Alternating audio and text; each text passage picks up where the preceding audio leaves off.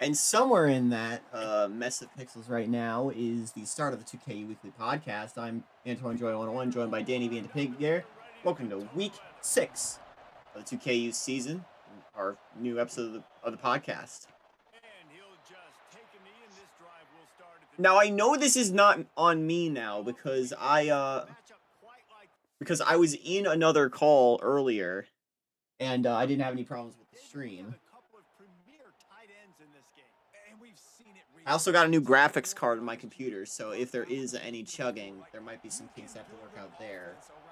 At least on me broadcasting. But regardless, we are through another week of 2KU football, and the field is thinning in terms of national contenders. Danny, how are you doing? I'm doing pretty alright, just chilling. Had a good birthday weekend. All right, Pig Bear. I'm chilling too. Yeah, better than I deserve. What falls upon us in Boone? It is fall now. The last day of September is today. When we wake up tomorrow, whole new month. It means it's spooky month. It's spooky month, everyone. Spooky month is upon us. Postseason baseball started today. My Tigers won. My Braves didn't lose because they didn't play. That's the real secret to it. Yeah. Let's talk about who did win and lose in college football. Our top stories this week. Number 16 Washington is now a legit threat in the Pac-12 with their romp over number 11 Boise. Number 10 USC is back in control of the rivalry of Stanford with a double overtime win. Texas A&M stops their early season skid with a win at number 19 Kansas. Number 1 Michigan avoids a road scare to keep the Little Brown Jug. Oregon State and Utah score a combined 109 points as the Beavers advance to their first 5-0 start since 2000. And we wrap with the American Athletics voting, which is speaking pretty dire, as half of the teams in the conference have announced a move to FCS. But as we move now to our game of the week from last week, we talk about those Huskies, number 16 in the country, 41-34 the final score from Seattle, but that score doesn't really tell the full story. This was all Washington all day. Boise clawed back late with 21 unanswered points. However, it was a 21-7 score in the fourth quarter, but Washington had already put themselves firmly in front, and there was no stopping them. I was skeptical because it seemed like this team really just coasted on an easy out-of-conference schedule. But right now, I see otherwise. This stream is really bad, by the way, Danny.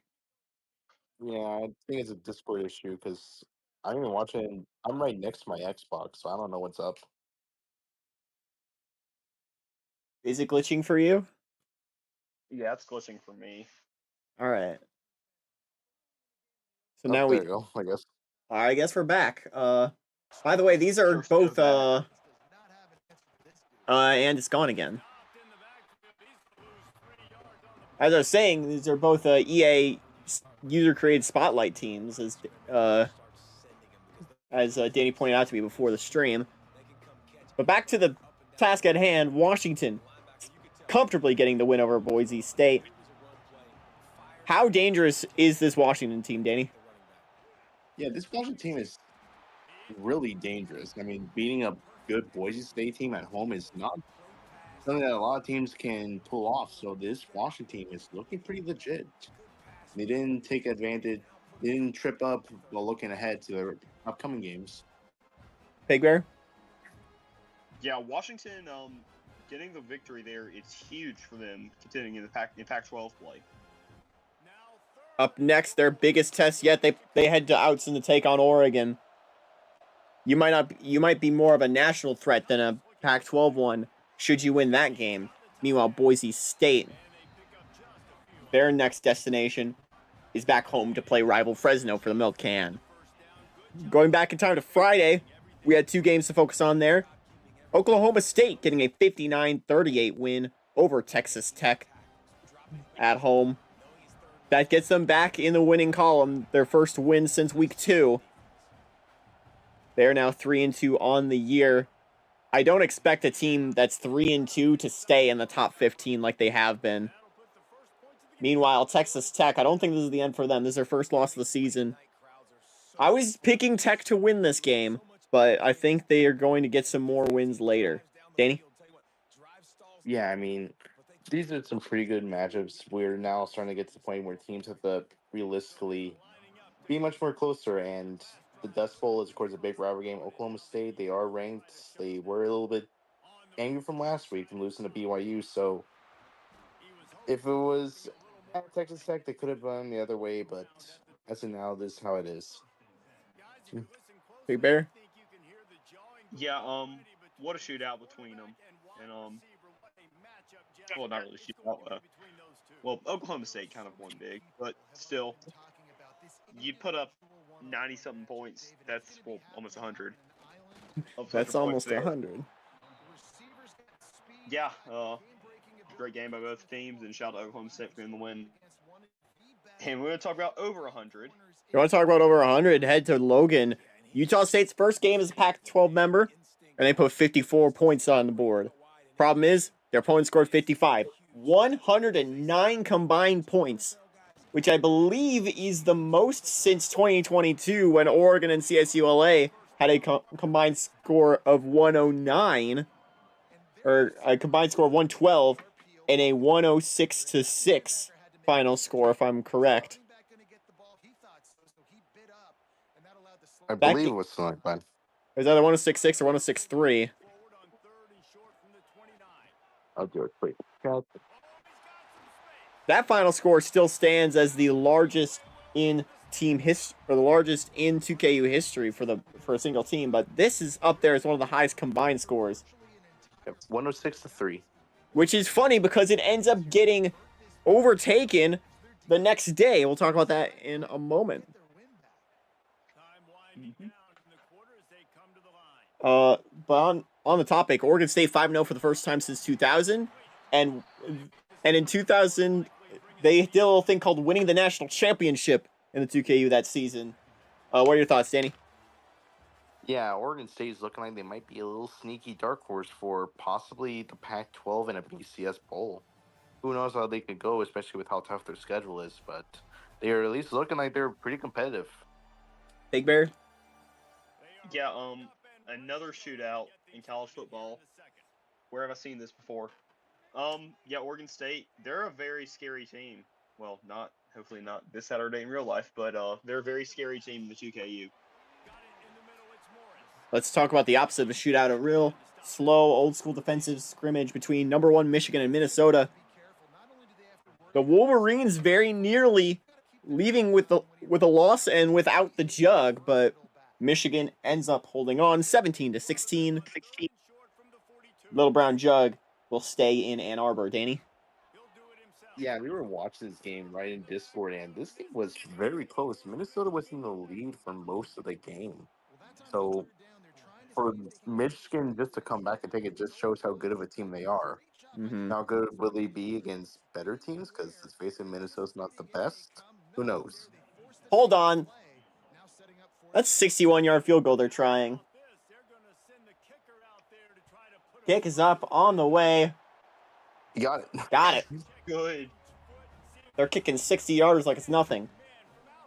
But as I was going to say, you want to talk about tough teams. Their next game is Michigan State. The old Paul Bunyan Trophy. And Michigan State is a scary team to play ranked. Just ask them 10 years ago. Well, Pig Bear? Yeah, gritty, grimy Midwest football. What else can I say? 17-16. Not as grimy as I'd hope, unfortunately. They have a turf field in Minneapolis, but... Yeah. But, Michigan retains the jug. Oh, look at them go. Touchdown, South Dakota. the Storm Ducks. Sounds like an ECHL team. Sounds like a player name. Because it was a player name, guys. Duck Hodges. Yeah, at least the video's done. going well. I don't know It's what's better. happened with the audio. I'm not hearing any issues with the audio necessarily, but let's move to the SEC now. Rice. They are 4-0 entering conference play, expecting a a lot of us thought that they had been coasting on one of the easiest schedules at a conference of any team in the FBS. However, we lost the video again. However, Tennessee came in and smacked them in the mouth at home, 27-10 the final score. Tennessee improves to 3-2 after a rough start to the season. Rice gets their first loss of the year. Is this the beginning of the downward slope for Rice, Danny? I do think so because their division is kind of tough. They got LSU, Ole Miss, Mississippi State, and Arkansas to compete with, and Tulane. So it might be a little bit hard of a slow for them to recover to, but hopefully they can pick off a couple wins to get the bowl eligibility. Big Bear? Rice is still close. I don't care what people say. I still think they're pretty close. Moving on. Another game we streamed on the server. Virginia Tech putting on a clinic against number 12 Notre Dame. 31-15. It's all Hokies. As Virginia Tech, don't look now, they're 3-1. Danny? I'm sure the computer... Well, yes, my internal computer system did really like this, the one that hasn't been published just yet, but yeah, Notre Dame choking to Virginia Tech. This Notre Dame team is not how we expect it to be, and I think it might be a bit of a slope for them because they have a pretty tough schedule. Big Bear? Yeah, again, we all wrote Tech off after last year, and yeah, they've got a tough schedule ahead, but I think a win over the number 12 team in the country is still very promising. Staying in the ACC, Georgia Tech, the Yellow Jackets, number 5 in the country, entering ACC play for the second time, and their opponent on the docket for that game just so happens to be... Oh, we timed that on the exact same point. My goodness, Dave State University Truckers. You couldn't have timed that any better. Unfortunately for Dave, the one score curse continues as they fall 24-23 to the Yellow Jackets, though they gave them everything they had. Dave now 2-3, Tech 4-0 with a conference win. Danny? Yeah, Dave Show's schedule is not really the easiest going forward. I think next they have Virginia Tech, so they better keep on and up with a home crowd and with the big guns, and hopefully they could get a big win. Big Bear? Fire the gun. Yeah, but I think Dave Show should though. I think there'll be an interesting game against Virginia Tech, but we'll see. I'm willing to bet that it's within a score. Yeah. How about Iowa State heading to Norman to upset Oklahoma 14-10? Iowa State is 4-1 on the season. Oklahoma now 3-2. They're trying a 62-yarder now. Danny, your thoughts? Yeah, as the field goal goes in, we saw Iowa State go into Norman and absolutely kill Oklahoma, which was a kind of bit of a shocker.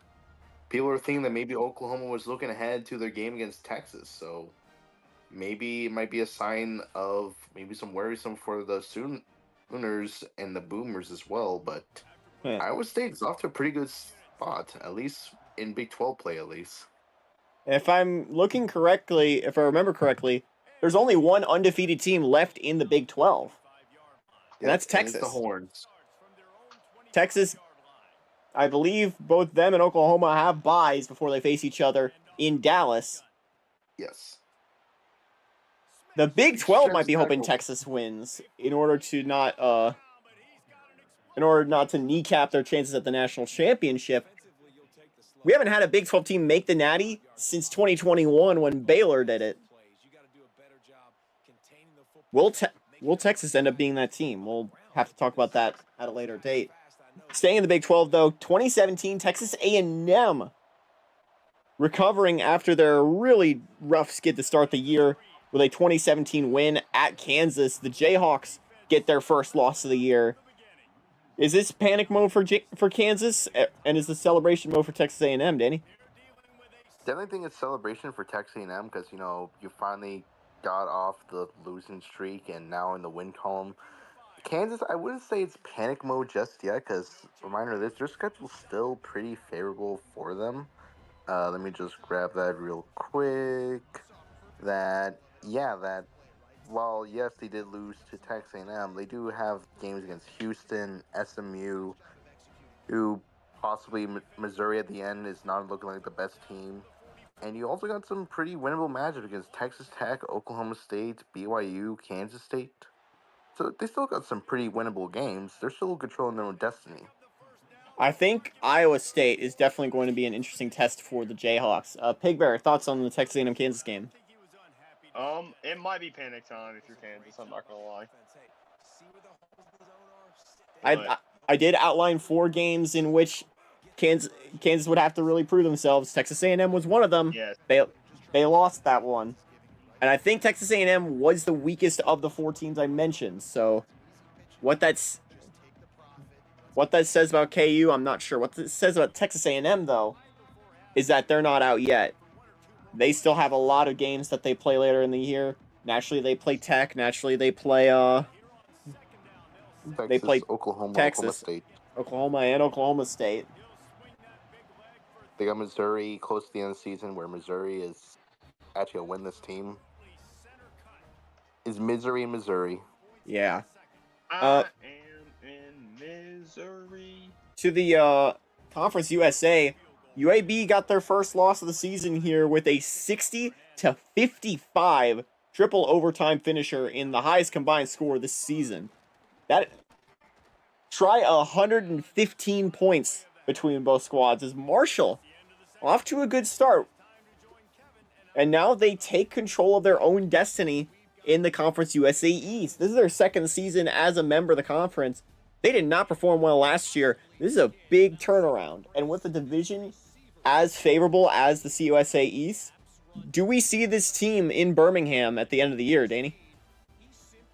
I don't think so, because some of their later home games are away games are a bit tougher. Like they go to Liberty, they play against Western Kentucky on the road. They also play against James Madison, who has always been a little sneaky team, no matter which conference they're in. But it is possible, at least. But I do think UAB will probably be the one to take it. Big Bear? Yeah, give me Marshall. I trust them to get to the CUSA championship game. Really, right now the vision is who loses to Texas State in the conference championship. But how good is this Texas State team? We're gonna have to find that out in the stretch here. To the West Coast, Nevada 35-14 over New Mexico State. Only 2 undefeated teams are left in the conference. Those are Nevada and Cullen Payton. And this Nevada team has some good wins under their belt, especially with this one over the Aggies. I like Nevada to end the year with a championship in the conference. Meanwhile, I think New Mexico State on a 2-game losing streak might be fading soon, unless they can nab a win next week at home against Wyoming. Danny? It is going to be fun to see Nevada go through their schedule. They do have a lot of great games on the schedule, and who knows what could be going on for there. I do got to say this, we do got to battle the undefeateds and Week 8. Nevada Cullen Payton. Pig Bear? Give me CPU. CPU. Yeah, Nevada Cullen Payton will feed families. But just don't abbreviate Cullen Payton. It's a computer, central processing unit. Cool People University. Yeah. For the record, for everyone at home, for the record, I used the CPU abbreviation before the term CP gained popular use.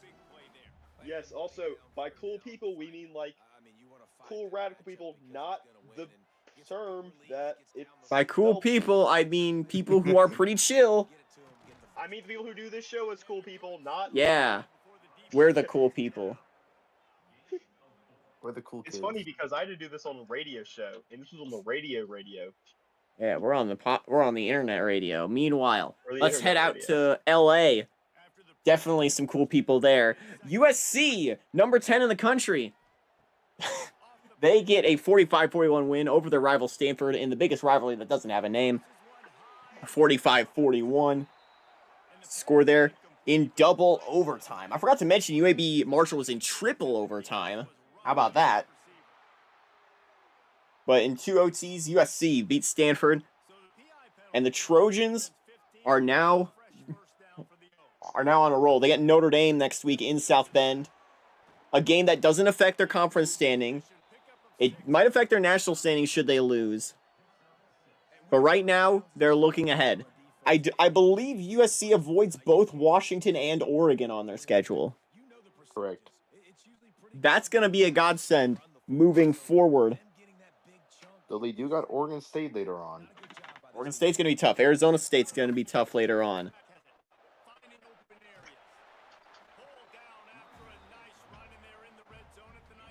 I think between those, I think they can at least win one of those and finish the year 11-1. It's gonna matter if that loss is to Notre Dame or to their Pac schools, because if that loss is to the Pac schools and Washington or Oregon run the table in their respective thing, aside from a loss to each other, I think Washington or Oregon, whoever loses that game, is going to get the edge over USC for the conference championship spot. Unless they lose a second time. Danny. Yeah, USC is going to be having a nice time in the Pac-12. Maybe they could win the conference, possibly. Especially how much all the other teams are going to beat each other up. But great job for USC and Stanford. They might need to start thinking about their future, especially with how inconsistent they have been since their national championship games appearance so many years ago. So they made the Rose Bowl the year after, and it hasn't been much for them since. So maybe there might be some hot seating. There might be some soul searching in Stanford. Their head coach has been an old timer. He's been there since 2004. Maybe the era is over. There have been rumors of retirement. However, we'll have to see. Let's move now. Or Pigbear, your thoughts on USC Stanford? Again, classic Pac-12 after dark, and the Trojans get the win. The American Athletic Conference we move to. Their polls close. And on one hand, the results are not unexpected. However, on the other, they're not great for the conference. Right now, the American, unlike the SoCon and Southland, only has 2 rounds of voting. This first one and a second one should they need it on November 9th with everybody else. However, they don't need it. It seems every team already had their minds made up entering this voting process, which you'd think would be a good thing for you, but the way that they ended up voting is not. There are 5 teams who stay and 5 teams who are leaving for FCS. Colgate, Delaware, Holy Cross, UMass, and Georgia Fairburn all are expected to stay in the FBS. Meanwhile, Austin Peay, Eastern Kentucky, North Alabama, Rhode Island, and St. John's all expected to go out. Shouts to St. John's for their 1% to 99 in favor of staying. Meanwhile, both UMass and Delaware voted unanimously to stay FBS. On the opposite end of the spectrum. So it seems everyone made up their mind. However, the vote is not about staying in the American. The vote is about staying in the FBS. And these are 5 teams who, all for different reasons, do not seem interested in staying in the American, unless the American changes something drastically. Colgate and Holy Cross joined from independency after being independents for almost 50 years. Even more so if we count pre-FBS era. They have been independent forever. Meanwhile, Delaware and UMass both joined from the Big East at separate times. And it feels like both of them are too good for this conference in a sense. They're already looking elsewhere, even though Delaware helped found this conference and UMass is only in their first season here. Also, you have Georgia Fairburn, who was independent last season, ready to join the conference. The main reason they're pledged to join the conference was because of Kennesaw State, a school that's no longer here. And even if the conference were to stick around and maybe get some more teams from the SoCon, that would lead, namely maybe a Richmond or maybe Duquesne Johns Hopkins, depending on how the MAC goes. That does leave the big question mark of Georgia Fairburn as a geographical outlier. And right now, it's looking likely that Delaware and UMass might be, depending on the results of the votes for Johns Hopkins and Duquesne. I think the most likely outcome is Duquesne votes to leave, Johns Hopkins votes to stay FBS. However, they get booted out of the MAC as the MAC replaces them with Delaware and UMass. I think that's the most likely course of action right now, unless the MAC were to go to 16, which I don't see happening. Your thoughts, Danny? I think the MAC would probably be interested going to 16. I mean, you already have big markets like in Pittsburgh and of course Baltimore, and just to add in teams within Delaware, which might be a big market, but Massachusetts, which is, you might have yourself a good chance for the MAC at least to stay at 16 and maybe try at least giving them some sort of incentive of Duquesne and John Hopkins to stay. UGF, they have history of being independent, same thing with Holy Cross and Colgate. It might be their option. I think the only other chance for the Americans to survive is with SoCon and Southland schools to stay. The SoCon is probably the best thing looking out for them. I see them potentially nabbing a school like Richmond should William & Mary and West Carolina go to the Sun Belt as is expected. The problem is there's not really a clear other team to go to. Maybe VMI, but they're attached to the hip to Washington Lee, as is Washington Lee to VMI naturally. I'm not confident in them on this conference sticking around enough to even entertain that option. I mean, theoretically, they could end up poaching Johns Hopkins and Duquesne from the MAC. However, who's saying that Delaware and UMass won't just go right around and get swapped out anyway? Pigberry, if you're the American, what do you do here? What's the plan? Well, and if you're the schools here, what's the plan? Because my prediction is the SoCon will be an FCS conference, or the SoCon will disband as we know it. So you're left with, as of right now, William & Mary and Western Carolina sitting around here.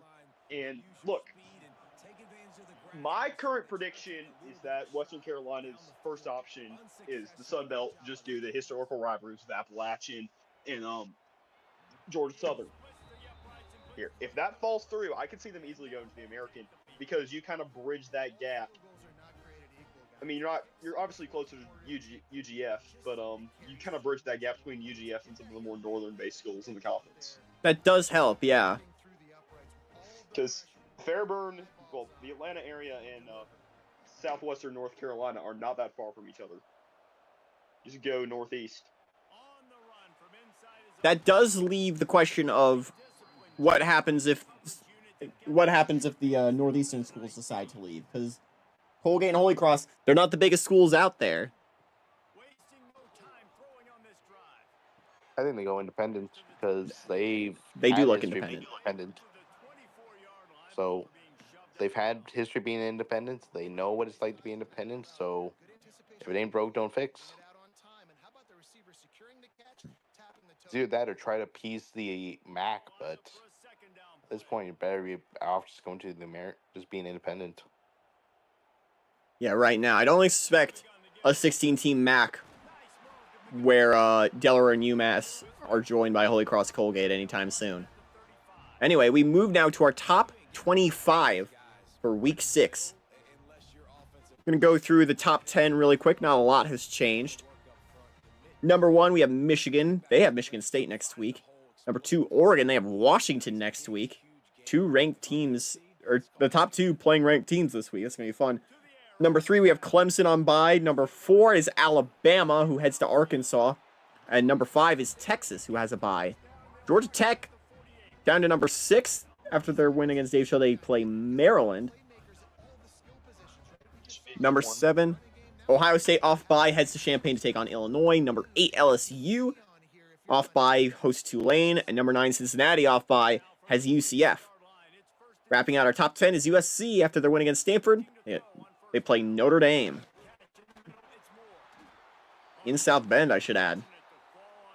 Number 11, up 5 spots. One of our biggest risers this week is Washington, who takes on number 2 Oregon in Autzen Stadium. Number 12 is Michigan State. After their bye, they head to Ann Arbor to play for the Paul Bunyan Trophy against the Michigan Wolverines. Up 3 spots is Utah with the win at UCLA. Their next game is at Cal. FAU still sitting at 14 after the win against Georgia State. Louisiana Monroe is next on the docket. Number 15, up 3 is Louisville. After a win at South Florida, they have East Carolina back home in Louisville, Kentucky. Down 5 spots is Boise State. After their loss to Washington, their first loss of the year, they have Fresno State back home. William & Mary's up 3 spots. The 5-0 Tribe head to Furman on host Furman on Thursday. Up 3 is Georgia to number 18. After their win against Mississippi State, they head to Auburn for the Deep South Soldiers rivalry. Oregon State's 5-0, sitting at number 19. They're on bye this week. Number 20, up 4 is Purdue. 5-0 with the conference win over Iowa. They head to Chicago next week to take on the Maroons. Kansas down 2 spots after their loss to Texas A&M, their first loss of the season. They head to Houston, hopefully trying to avoid another skid. Nebraska up 1 to 22. Off their bye, they have BYU Friday night. Also playing Friday night is the one new team to the top 25 this week, West Virginia, who is 4-0. Off bye, they head to Georgetown in D.C. on Friday. Number 24 unchanged after their bye, Wisconsin, who is 3-1. They head to Happy Valley to take on Penn State. Never an easy game. Down 13, our second biggest dropper. Imagine being down 13 spots and only being the second biggest drop of the week. That's Oklahoma State now, number 25. The 3-2 Cowboys beat Texas Tech on Friday, the one thing that kept them in the top 25. They are on bye this week, so that might not last much longer. In our next teams up, I do want to mention Notre Dame, the biggest dropper this week by far, and one of the biggest droppers we've seen in a long time. Notre Dame went from number 12 to out of the rankings entirely. A drop of 16 spots.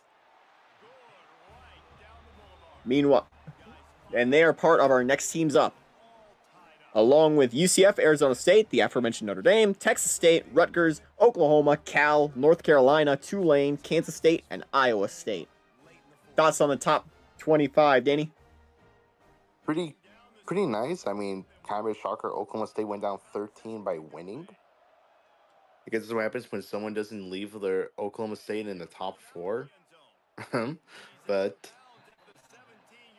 And yeah, definitely, I do think maybe they probably will drop out at least the next spot, but then who It was knows? overdue. Pig Bear? Yeah, very interesting top 25 as we move into the week. But, Let's move into the week with our games of the week. Starting on Thursday, October 2nd, Furman heads to Williamsburg to take on number 17, William & Mary. Furman's one of the best teams in the SoCon this season that isn't William & Mary. The 3-1 Paladins are ending up 16-point underdogs in Williamsburg. I'm liking William & Mary at home here, Danny. Yeah, give me William & Mary to win at home. Pig Bear? give me William & Mary close, though. Friday, October 3rd.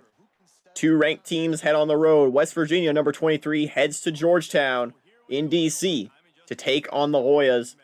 Hoyas are 2-2. They've lost their last 2 in conference. West Virginia, 1-0 in conference, 4-1 overall.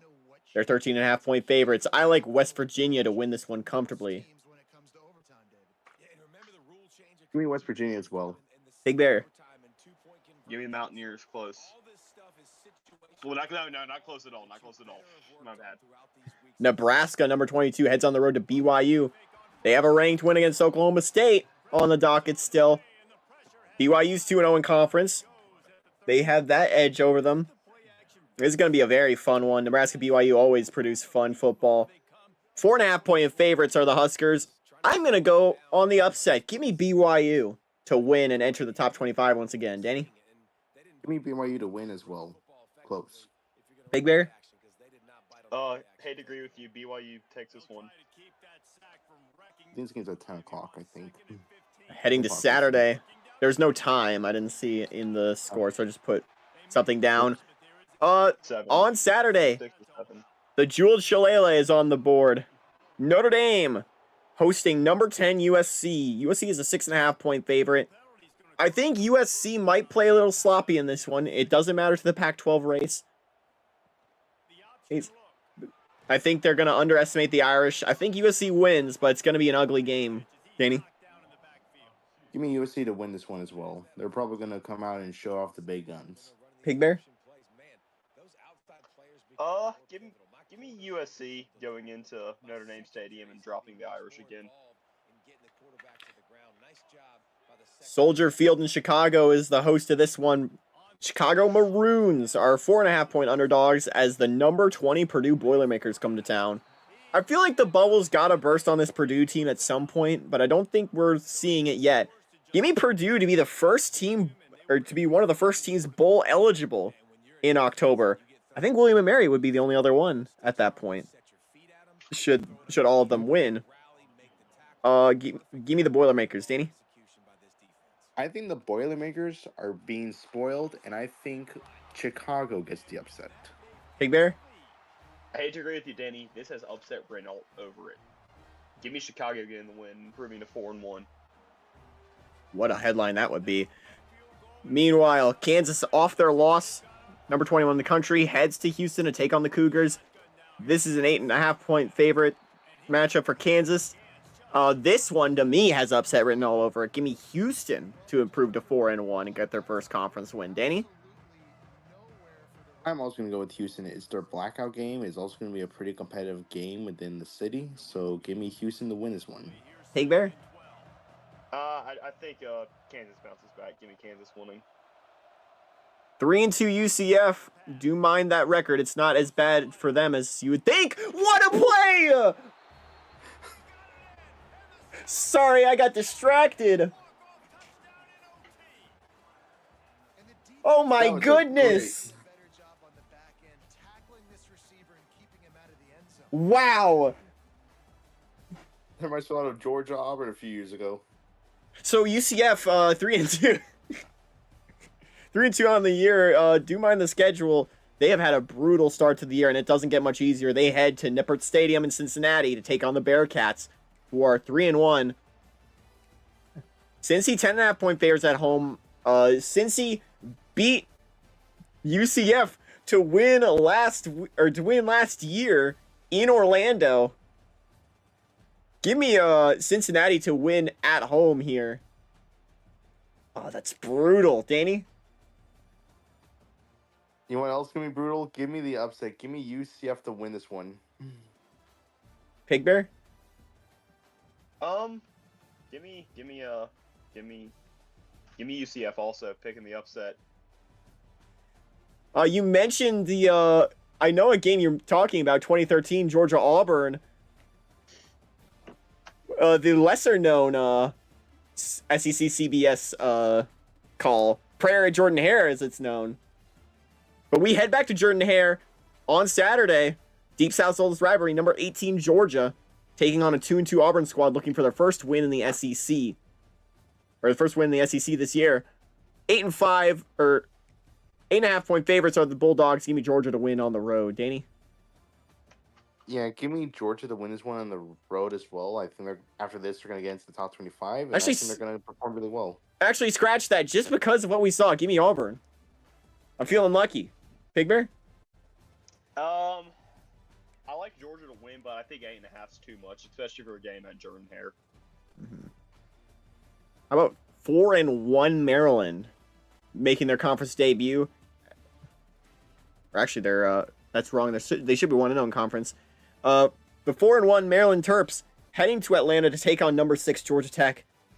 Maryland played well with Florida State. They played well with everyone they've they fought against, including their ranked loss to Michigan State, which is the only one on their schedule so far. I like Maryland as a dark horse in the ACC. Give me Georgia Tech, though, to win this. But I think Maryland doesn't have a lot more losses in their future. Danny?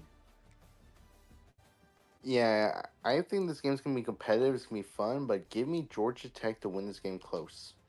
Big Bear? I want to say Maryland, but I think Georgia Tech's got too much in the tank for them. Let's head out to Laramie, Wyoming, New Mexico State. That's not Laramie, that's Las Cruces. Aggie Memorial Stadium, New Mexico State, hosting Wyoming. Aggies trying to avoid their first 3-loss skid in almost a decade at this point. They don't lose often, and they don't lose in a row that much. Meanwhile, Wyoming, 3-1, they're 9.5-point favorites on the road. I think Wyoming wins on the road here. Mexico State falls to 3-3. Meanwhile, the Cowboys, I don't see many losses in their future. This Wyoming team is one I'm very confident in. Danny? Give me New Mexico State to win this one close. It's going to be a fun little matchup, and they'll get their first conference win as Mountain West opponent. Big Bear? I like Wyoming winning, but again, I like New Mexico State covering. 9.5 is too much to lay down. All right. Alabama heading on the road to Reynolds Razorback Stadium in Fayetteville to take on Arkansas.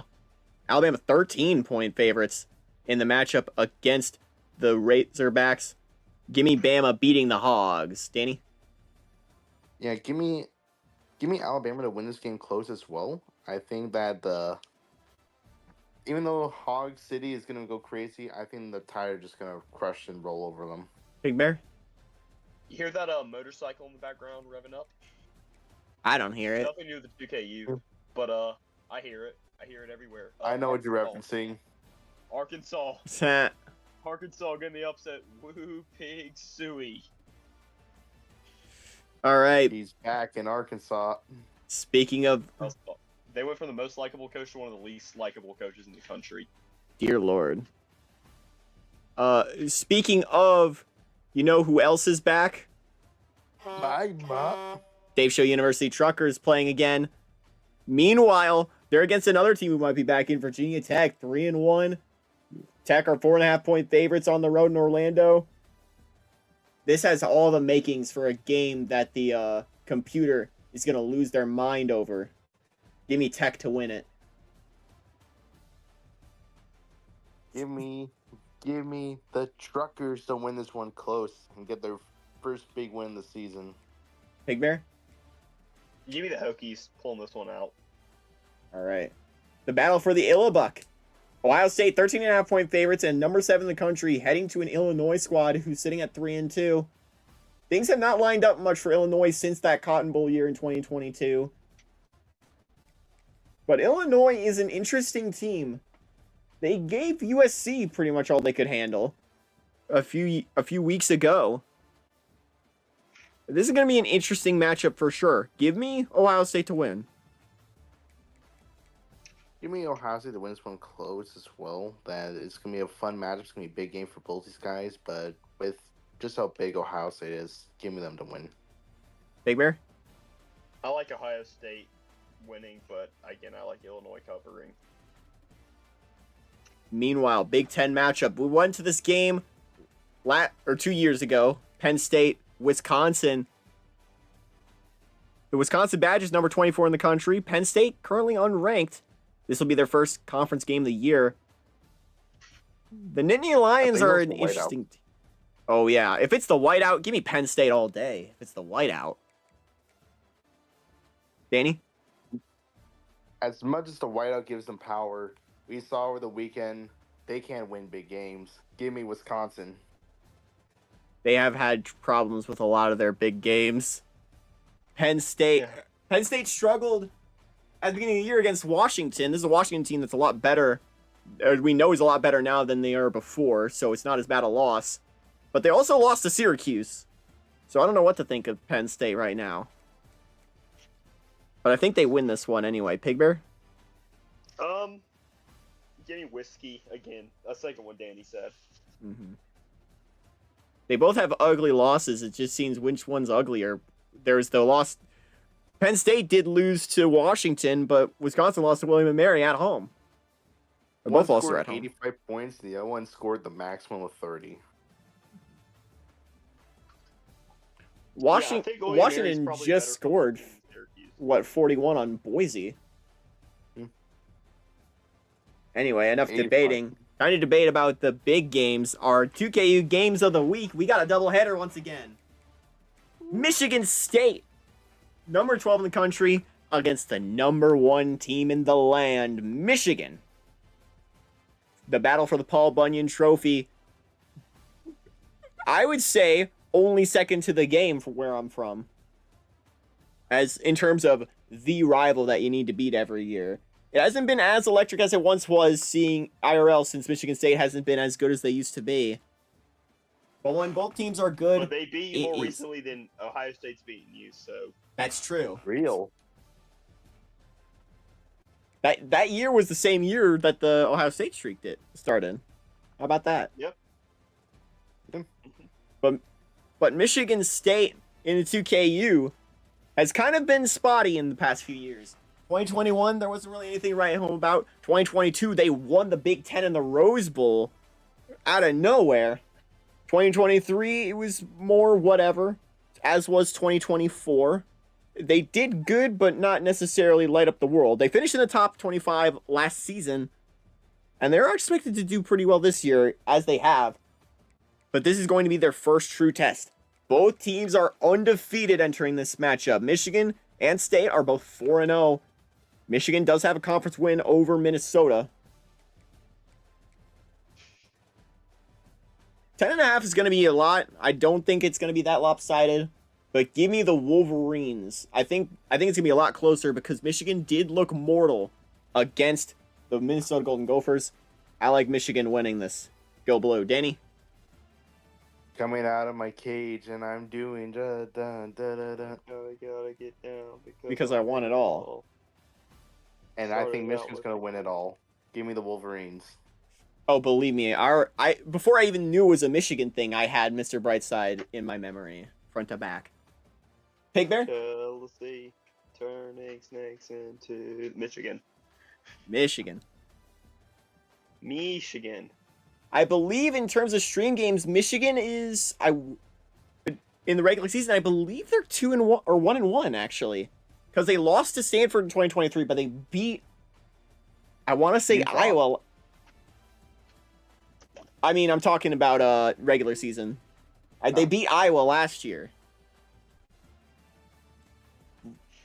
But we do have to talk about a Pac-12 squad, that being number 2 in the country, Oregon, who's also in action against a top 15 team. And that was a team we saw flash their greatness a few nights ago in Washington. The Cascade Clash and 1/4 or 1/2 of the Northwest Championship. Washington and Oregon squaring off. Oregon 6.5-point favorites at home in one of the most hostile environments in sports, let alone college football. The Oregon Ducks and the Washington Huskies are both undefeated.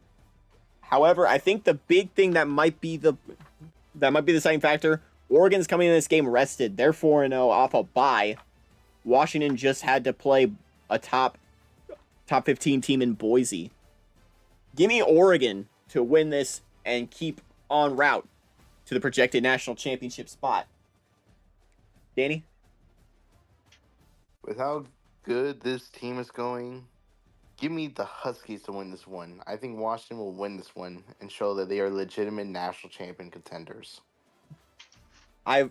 If Washington already had a huge jump beating Boise, they beat Oregon next week, they might be top 5 at that point. Pig Bear?